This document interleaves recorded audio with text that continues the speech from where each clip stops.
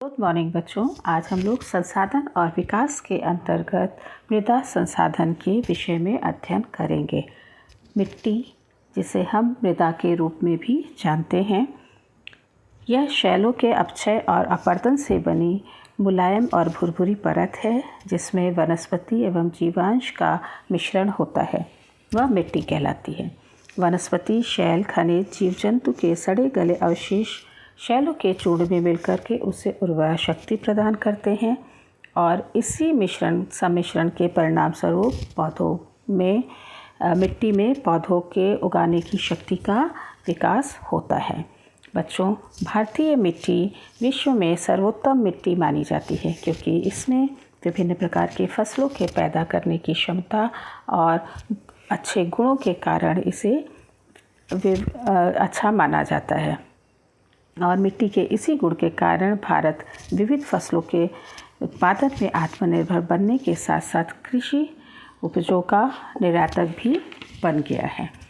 बच्चों, भारतीय मिट्टी को हम लोग उसके रूप और गुण के कारण विभिन्न भागों में बांट सकते हैं, जिसमें हम उनको 6 रूपों में बांट सकते हैं, जैसे जलोढ़ मिट्टी, लाल मिट्टी, काली मिट्टी, लैटराइट मिट्टी, पर्वतीय मिट्टी और मरुस्थलीय मिट्टी। बच्चों, अभी हम सबसे पहले देखते हैं जलोढ़ मिट्टी। यह सबसे उपजाऊ मिट्टी मानी जाती है।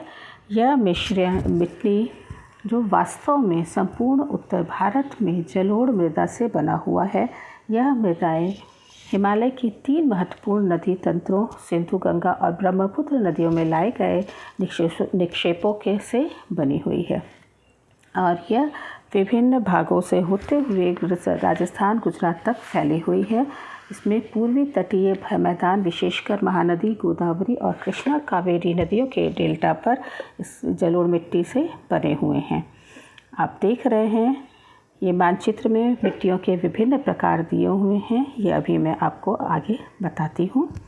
इसी आधार पर हम देखते हैं कि जलोढ़ मिट्टी में ही मुख्य रूप से उपजाऊपन पाया जाता है, जिसमें कणों के अतिरिक्त फिर इस मिट्टी में पर्वत के निचले मैदानों में अधिक मिल पाया जाता है। इसमें पर्वतीय कणों के अतिरिक्त इस मिट्टी में निर्माण की अवधि के आधार पर इसे जलोढ़, प्राचीन जलोढ़ और नवीन जलोढ़ के नाम पे जाना जाता है। प्राचीन जलोढ़ से मतलब है बांगर मिट्टी, जिसे स्थानीय भाषा में कहा जाता है। इसमें प्रायः कंकड़ों की संख्या अधिक होती है और इसमें कैल्शियम कार्बोनेट होता है। जबकि नवीन जलोढ़ मिट्टी, जिसे स्थानीय भाषा में खादर कहलाता है, यह मिट्टी नवीन होते हुए भी करीब 10,000 साल पुरानी होती है। इसमें उपजाऊ तत्व प्राचीन जलोढ़ मिट्टी की अपेक्षा अधिक होता है। सामान्यतः जलोढ़ मिट्टी अधिक उपजाऊ होती है, इसीलिए इसे अच्छी मिट्टी माना जाता है। इसके अतिरिक्त दूसरी मिट्टी है काली मिट्टी, लाल मिट्टी,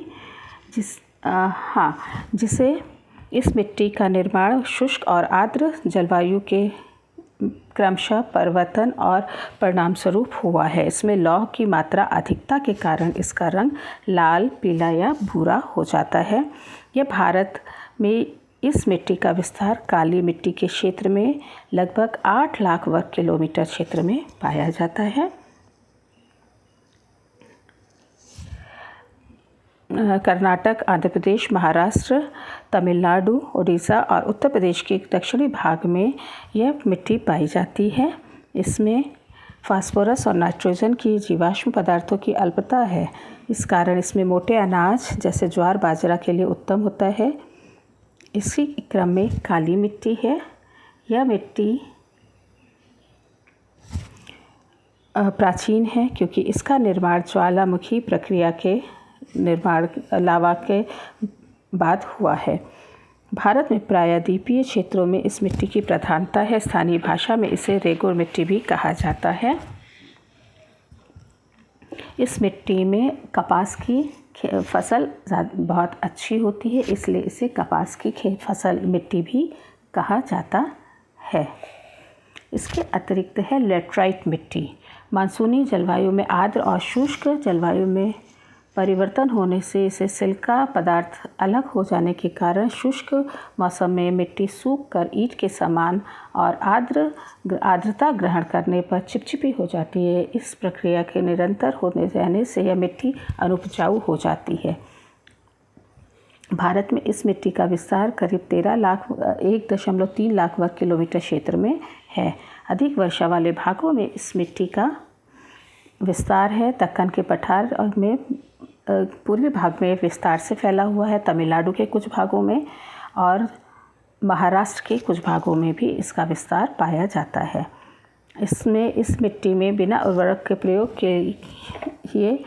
किए हुए ही चावल, गन्ना, काजू, चाय और रबड़ की फसलें खूब उगाई जाती हैं।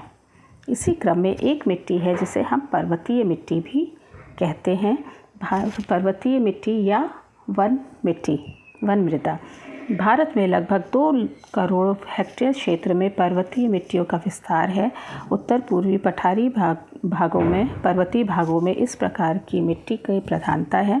हिमालय के पर्वतीय भाग नवीन, पथरीले और चूनायुक्त मिट्टियाँ पाई जाती हैं। दक्षिण में कंकड़ पत्थर और मोटे अनाज वाली कड़ों वाले बालू युक्त मिट्टी और देहरादून, नैनीताल, पौड़ी आदि क्षेत्रों में चूना युक्त मिट्टी भी पाई जाती है।